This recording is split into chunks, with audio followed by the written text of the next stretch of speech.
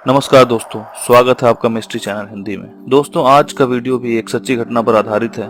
जब हम वैम्पायर की बात करते हैं तो हमारे जहन में खौफनाक खून पीने वाले पिशाचों का ख्याल आता है, जो दिन में ताबूतों में छुपे होते हैं और रात को इंसानों के खून से अपनी प्यास बुझाने के लिए बाहर निकलते हैं। आज की वीडियो में हम ऐसे ही एक असली पिशाच, जिसे क्रॉगलिंग ग्रेंज वैम्पायर के नाम से भी जाना जाता है, उसके बारे में जानेंगे। अगर आपने अभी तक हमारे चैनल को सब्सक्राइब नहीं किया है तो अभी करें और बेल आइकन को दबाना ना भूलें, जिससे आपको इस चैनल की लेटेस्ट नोटिफिकेशंस मिल सके। चलिए शुरू करते हैं आज का वीडियो।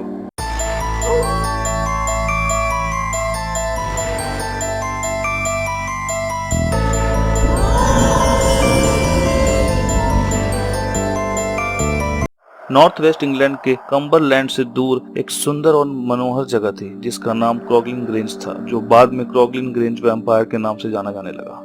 कथा के अनुसार दो भाई एडवर्ड और माइकल क्रॉन्सवेल और उनकी बहन एमिलिया इस निर्मल स्थान पर आए और अस्थायी रूप से एक मंजिला वाला पत्थर का फार्म हाउस किराए पर लिया, जिसे क्रॉगलिंग ग्रेंज कहा जाता है, जिससे घाटी साफ दिखाई देती थी और एक प्राचीन चर्च के पास था। वह घर फिशर्स नामक एक परिवार का था। हमारी कहानी 1800 के दशक की शुरुआत में शुरू होती है। ब्रदर्स एडवर्ड और माइकल क्रॉन्सवेल अपनी बहन अमेलिया के साथ क्रॉगलिंग ग्रेंज में एक घर किराए पर ले रहे थे।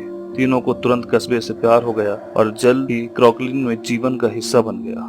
केवल अस्थायी निवास होने के बावजूद वे जल्द ही शहर में सभी लोगों को जानने लगे और सभी शहरवासी उन्हें जानने लगे थे। मेहमानों के मनोरंजन की एक रात बाद अमेलिया रात को सोने के लिए अपने कमरे में गई। अमेलिया के कमरे में चर्च यार्ड साफ दिखाई देता था। बिस्तर पर जाने से पहले उसे अपनी खिड़की से बाहर देखने और मैदान पर एक नजर दौड़ाने की आदत थी। उस रात जब वह खिड़की के पास गई तो उसने कुछ ऐसा देखा जो उसने पहले कभी नहीं देखा था। अंधेरे में दो अजीब रोशनी जो एक साथ अजीब ढंग से चल रही थी। वह जल्दी से खौफ और डर के चपेट में आ गई थी, क्योंकि उसे एहसास हुआ कि जिसे वो रोशनी समझ रही थी वो रोशनी नहीं बल्कि डरावनी चमकदार आंखें थी। आंखें एमेलिया की खिड़की की तरफ अपना रास्ता बनाने लगी थी।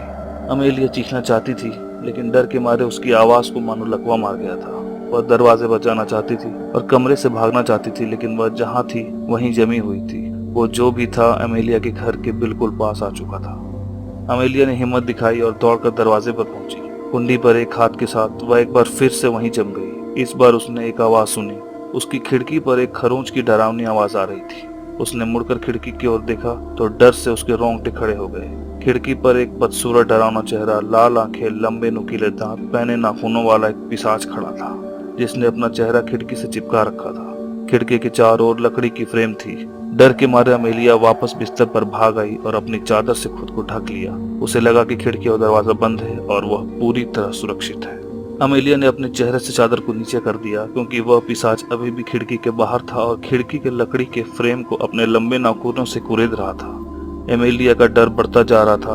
उसने देखा कि वह पिशाच खिड़की के फ्रेम को काफी कुरेद चुका था, जिससे एक छेद बन गया था। वह छेद इतना बड़ा था जिससे उस राक्षस ने अपना हाथ अंदर डालकर खिड़की को खोल दिया। खिड़की को खोलने के साथ जानवर ने अंदर अपना रास्ता बना लिया और धीरे धीरे अमेलिया के बिस्तर की ओर बढ़ गया।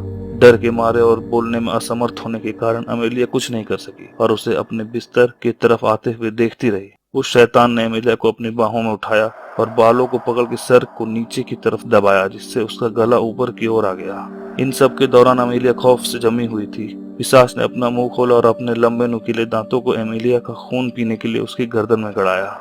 जैसे ही उसके दांत एमेलिया की गर्दन में थोड़े से घुसे, दर्द के मारे एमेलिया की आवाज वापस आ गई और वो बहुत जोर से चिल्लाई। इतनी जोर से एमेलिया कभी नहीं चीखी थी। उसके भाई बंद दरवाजे को तोड़कर लगभग तुरंत कमरे में भाग आए। एडवर्ड और माइकल को दरवाजे पर खड़ा देखकर वो शैतान खिड़की से कूदकर भागने में कामयाब हो गया। जैसे ही माइकल अपनी बहन के पास गया, एडवर्ड शैतान के पीछे बाहर भागा।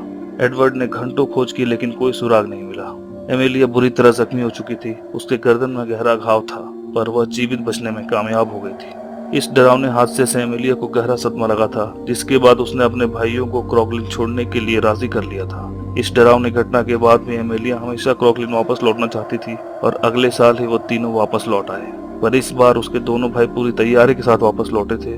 वो अपने साथ हथियार और बंदूकें भी लाए थे, ताकि इस बार यदि कोई अप्रिय घटना घटे तो उसका सामना कर सके। एक बार फिर अपने भाइयों के साथ अमेलिया ने उसी घर को किराए पर लिया और उसी कमरे में रुकी जिस पर वह पिछले वर्ष पिशाच ने हमला किया था।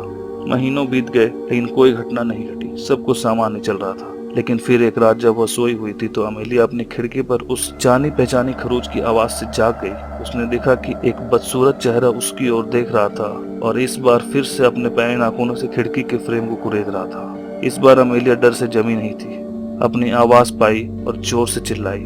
उसके भाई जल्दी से पिस्तौल के साथ उसके पास दौड़ आए। भाइयों द्वारा पीछा करने पर पिशाच रात के अंधेरे में वापस भाग गया। एक मौका देखकर माइकल ने अपना हथियार उठाया और पिशाच के पैर में फायर करते हुए गोली चला दी। गोली लगने के बावजूद पिशाच पास के कब्रिस्तान में भागने में कामयाब हो गया और देखते ही देखते एक तहखाने में चला गया। अगली सुबह भाइयों ने तहखाना खोलने के लिए क्रॉगलिन के निवासियों को बुलाया। अंदर उन्होंने देखा कि लगभग सभी ताबूतों के साथ छेड़छाड़ की गई थी, तोड़फोड़ की गई थी। सभी लाशें कटी फटी अवस्था में थी और सारी चीजें इधर उधर बिखरी पड़ी थी। हालांकि बीच में रखा एक ताबूत सही सलामत था। भाइयों ने पास जाकर देखा कि ढक्कन ढीला था। जब ढक्कन को हटाकर देखा तो उनके रोंगटे खड़े हो गए। अंदर वही डरावना पिशाच था जिसका उन्होंने पिछली रात पीछा किया था। उसकी त्वचा भूरी थी जैसे किसी प्राचीन मम्मी की हो। जितना अमेलिया को याद था उसकी त्वचा उससे कहीं ज्यादा सिकुड़ी हुई दिखाई दे रही थी। सबसे चौंकाने वाली बात यह थी कि उसके पैर में माइकल के बंदूक से चली गोली का ताजा घाव मौजूद था जिसने सबको हैरत में डाल दिया था। ग्रामीणों ने सबको तहखाने से निकाला और उसमें आग लगा दी। अमेलिया का वैम्पायर ऑफ क्रॉगलिन ग्रेंज का हादसा दर्ज की गई पहली और आखिरी सबसे व्यापक मुठभेड़ थी।